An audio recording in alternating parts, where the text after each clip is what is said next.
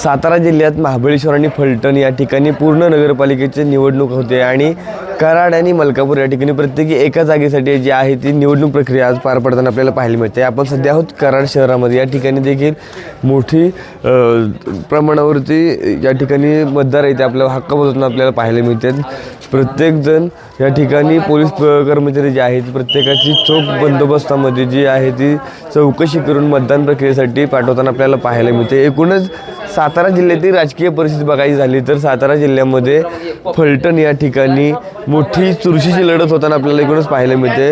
यामध्ये जर सांगायचं झालं तर या ठिकाणी जे दोन्ही निंबाळकर आहेत ते एकमेकांसमोर उभे ठाकलेले पाहायला मिळत आहेत। यामध्ये रणजित नाईक निंबाळकर यांचे भाऊ शमशेर नाईक निंबाळकर असतील आणि रामराजे नाईक निंबाळकर यांचे पुत्र असणारे अनिकेत राजे नाईक निंबाळकर हे आहेत ते शिवसेना आणि भाजपमध्ये अशी लढत दुहेरी होताना आपल्या एकूणच या ठिकाणी पाहायला मिळते। तसेच महाबळेश्वरमध्ये बघायला गेलं तर अजित पवार यांचं घड्याळ आणि एकनाथ शिंदे यांचं धनुष्यबाणावरती जे आहे ते या ठिकाणी होताना आपल्याला लढत पाहायला मिळते। मात्र निष्ठावंत जे समर्थक असणारे कुमार शिंदे जे आहेत एकनाथ शिंदेंचे ते अपक्ष उभं राहिल्यामुळे अपक्ष आणि राष्ट्रवादी अजित पवार गट अशा पद्धतीची जी लढत आहे ती एकूणच होताना पाहायला मिळते।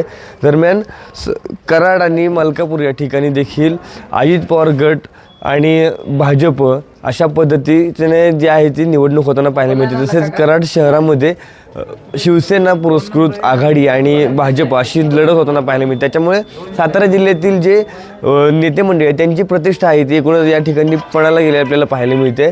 या संपूर्ण निवडणुकीचं राजकारण आहे ते संपूर्ण ढवळून गेलं पाहायला मिळते आणि याचा निकालच आहे तो उद्या असल्यामुळे संपूर्ण जे लक्ष आहे यात या मतदानानंतर मतमोजणी आणि निकालाकडे असणार पाहायला मिळते। ओमकार सोनवले, LS मराठी, कराड, सातारा।